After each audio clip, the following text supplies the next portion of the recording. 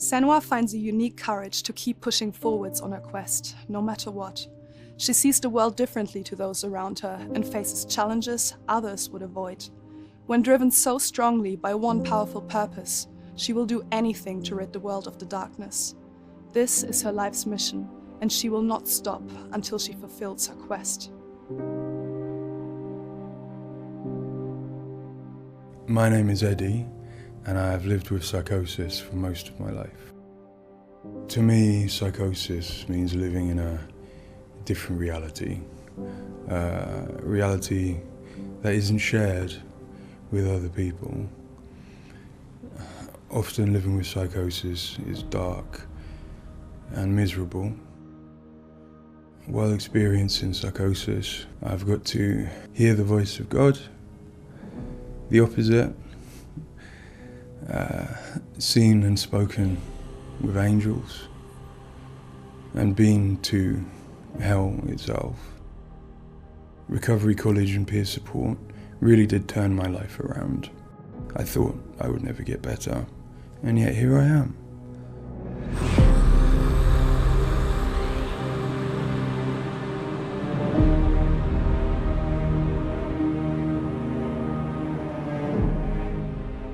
The things that Senua experiences in Hellblade are very similar to some of my own experiences. She lives in a reality that other people might find hard to understand. She sees significance in symbols, in meeting people, in all sorts of things that are going on around her. Senua is experiencing an altered state of reality which would be very hard to understand without having experienced it yourself or playing Hellblade. Lost soul who fought through hell to find us. You were lost. Not anymore. Are you ready for what you will find here? It's difficult saying that it's an illness, that it's not real. Of course, to me, it is. And of course, to Senua, it is. And that's what's driving her to do these amazing feats of courage, to overcome pain and exhaustion, to do what she knows she must. All the fear, everything I've seen, everything I've done has led me to this place. We've come so far, not far enough. Say it. You are ready. Tell them.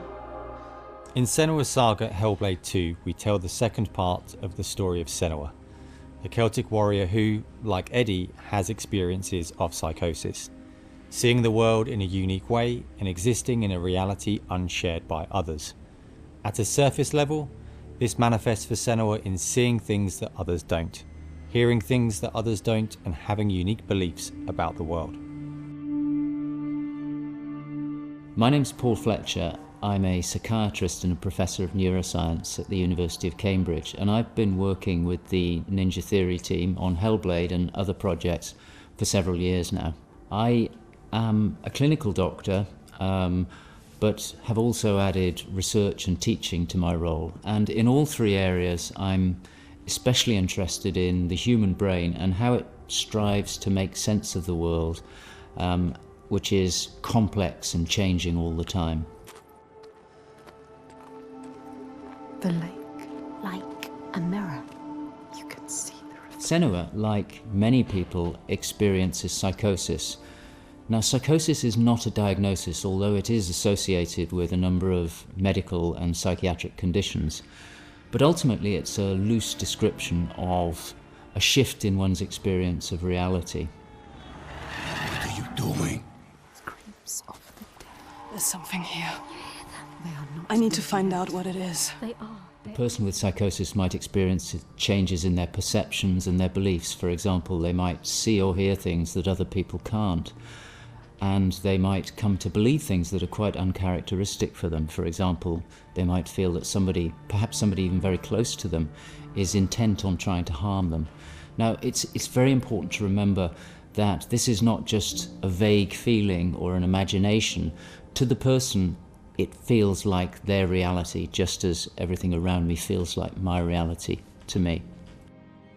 I, like many people, feel that in order to even begin to understand psychosis, we have to start with thinking about how the brain works in general, how it makes sense of the world around it. And when we do that, we're repeatedly confronted with evidence that actually it doesn't just rely on the evidence of our senses, but it actually relies on what it already knows, on its predictions, its anticipations, and its expectations.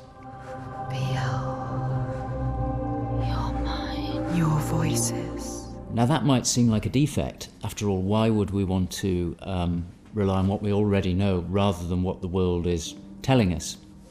But if we did act simply as passive receivers, we would be completely swamped. We'd be like a newborn infant trying to make sense of the colours and shapes without any way of having a framework to try and understand those colours and shapes. Our senses are bombarded with information from the world that's rapid, it's intensive, it is noisy, ambiguous, unreliable. And if we were to try and make sense of that without imposing patterns and expectations, then it would be like trying to assemble a multi-dimensional jigsaw without knowing what the picture was on the box. Many of us think that the brain ultimately is an organ that makes predictions. It craves patterns and associations in order to make sense of the world. And without that, we are confronted with a feeling of uncertainty, of anxiety, of distress, even of fear. They're calling. Something is drawing near.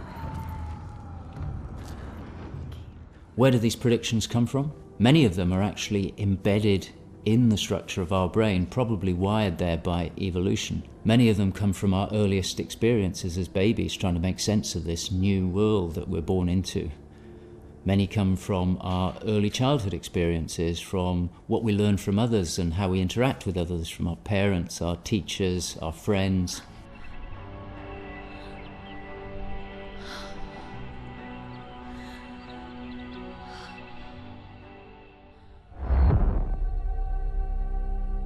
We all have a feeling that we're directly in contact with an objective reality, but it's probably the case that what we experience as our constructed model of the world is a blend of the evidence of our senses, but also what we are predicting or expecting from the world.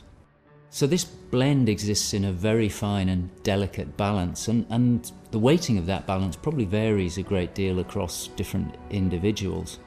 But crucially, this balance is what determines how we experience and interpret and act upon the world.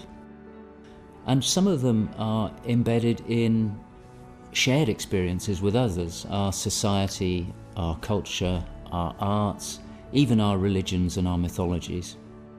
So for the most part, this works very well for us and enables us to make sense of the world, but it's also, being a delicate balance, it can be shifted, and it's very easy, even under the most normal day-to-day circumstances, to deviate from objective reality. A good example of this is the hollow mask illusion. All of us are familiar with a mask. We know that it depicts a face and that the inside is hollow. But when we see the mask rotating round and we see the hollow side, there is a deeper prediction, probably embedded in our brain, that facial features tend not to be hollow, that they stick out. And this deeper prediction can override our knowledge that the mask is hollow and make us actually perceive the face as sticking out at us. Despite what we know, the deeper predictions will override this. So for me and many in my field, perceptual illusions like this, which are very common, are really interesting because they tell us something fundamentally about how the brain is making sense of reality using its predictions. You can see it. But more than that, for me, it's very interesting because it begins to give us a sense of how psychosis might begin to emerge. Psychosis is this experience of an altered internal construction of one's reality. And it seems feasible that this is dependent upon this balance I've talked about between predictions and evidence. And it is probably the case that some people tend to weight their predictions more heavily. This, in many circumstances, is advantageous because it means that they can discern patterns and associations that perhaps other people can't. But if that balance was shifted further by different circumstances, then it may well be that they begin to construct a reality that doesn't accord with the world around them. What might cause that shift? Well, a number of things. It could be caused by stress, sleep deprivation. It could be caused by illness, neurochemical disturbances. It's also the case that our experience will change how we predict things. So a very profound experience, for example, of trauma, could powerfully change the way in which we make predictions about the world and shift us from this delicate balance into a state of psychosis. In the case of Senua, we know that from an early age she was able to discern patterns and associations that perhaps other people couldn't. And on top of that, her childhood and adolescence had a number of traumas in it. Her father was abusive and he accused her of being the cause of evil and darkness. Her mother, who had the same capabilities as she did, was actually sacrificed for the same reason. And in addition, her village was attacked by Vikings and her lover was brutally killed. And it's possible that all of these traumas would act on her natural tendencies to topple her into this psychotic experience that is depicted in Hellblade. With every defeat, the dark rot will grow and soon it will take her soul.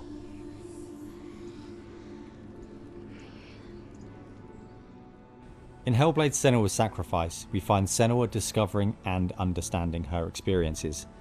They're relatively new to her, and the pain and torment feels at its most acute. Having travelled to a new place, with a mind full of her trauma and truth stories of the Vikings, she embarks on a journey of coming to terms with what has happened in her life. Ultimately, rather than finding the unachievable certainty of rescuing Dillion, she achieves certainty in the realization that Dillion is gone forever. She learns to accept his death, and in turn, her experiences of psychosis. Even in darkness, the wonder and the beauty of this world never leaves us. It is always there, waiting to... In Senua's Saga, we find Senua at a different place on her physical and mental journey. Empowered with the sense that she has overcome her own darkness, she's now compelled to follow a new quest, to save her people from that same darkness. You smell their fear. He's here. Death is coming. Look at the bones. Death is coming. Look at the bones. That's going to be you. That's going to be everyone. In Sacrifice, Senua's psychosis is acute and all-consuming. She is preoccupied and absorbed by her experiences. To some extent, she is enveloped and enslaved by the darkness. She cannot ignore her voices and visions. She's totally committed to the quest within her altered reality. In Saga, there has been some resolution to this. There's no miracle recovery. She still experiences the voices and visions. She still has a changed reality. But the balance of power has shifted. She is the one who is able to be in control. She's able to resist and challenge the voices. She's able to make decisions that much more clearly reflect her own goals. They see through your lies, and I will show them how to see as I do. I will not appease your gods. I will destroy them. And in addition, in Saga, she is able to encompass the reality of others. She sees them for the constructions that they are, and she is able to interact with them. And I think that's a very powerful change and a very important area to explore. They have lost everything. In Saga, we've had the opportunity to explore the next phase of Senua's mental health journey. One where she's come to a place of understanding, but where she and us as creators have new challenges to overcome. Where Senua's belief system will clash with that of others.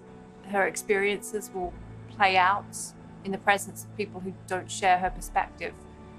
And where she feels a new sense of power in being chosen for the quest, but also a new weakness, bowing underneath the weight of responsibility that sits on her shoulders. Wait.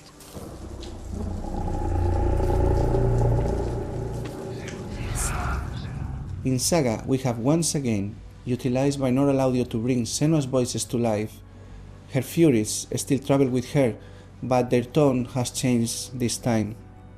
She continues to be haunted by her father, and she starts to feel the audio presence of Icelandic myth infecting her mind. That scream. That voice. Something dark, Senua. You need to go up there. Don't let them see you coming. You need to find out.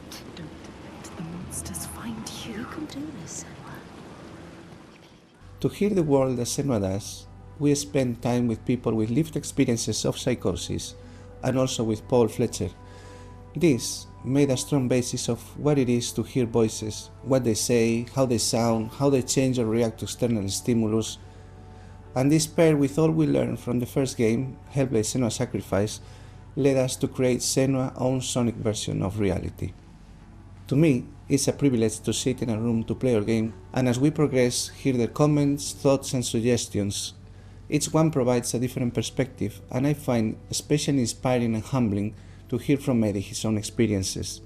Especially, I find he has a way of putting very complex emotions, situations, in a very simple yet poetic way, and it's really inspiring for me when I'm thinking in Senua's journey. We use binaural audio to bring 3D space in the headphones. This allows to experience the voice hearing and other sounds with a physical sense. Also extremely important is the performance of the voices, and for that we have been collaborating with Helen and Abby, our Furies. They are the most prominent voices of Senua. The way we perform is important as well, allowing for freedom, movement, creative input from Helen and Abby, and also important to have with them conversation and spend time talking about the journey of our character.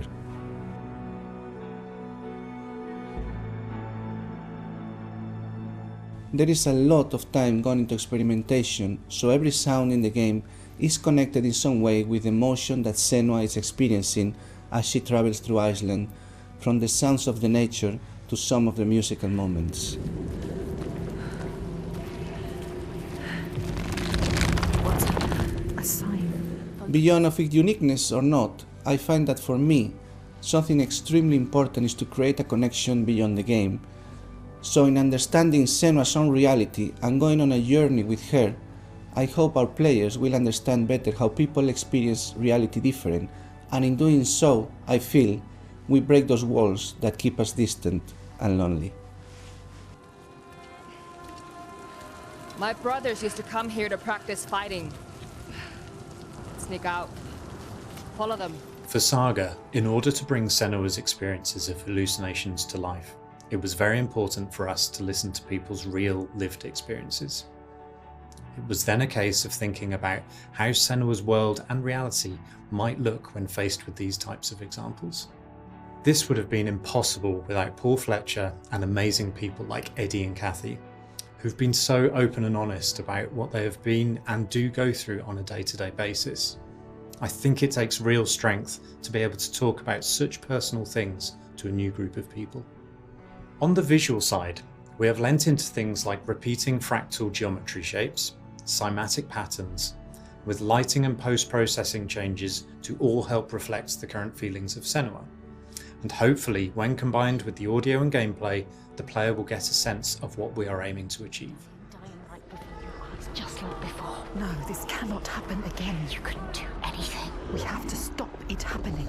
Face it. You need to face it. Focus. You need to look at it. In Sacrifice, we saw a story of Senua's suffering at the hands of her experiences. In Saga, we're telling a more nuanced story of the next step on her journey. One where she has found a greater balance, but where her experiences are just as strong. Where rather than being a victim to her experiences of psychosis, she is driven by them on a path that only she sees. Bringing sin with you. The gods cannot be killed. One thing that I find very exciting in Saga is that there's an attempt to explore something that is really neglected in my field, which is the experience of a dual reality that some people have. People who have had Senua's types of experience have spoken to me about this feeling that they have their own reality, but they also recognize the reality that others experience, and it can be very confusing, it can be disorientating.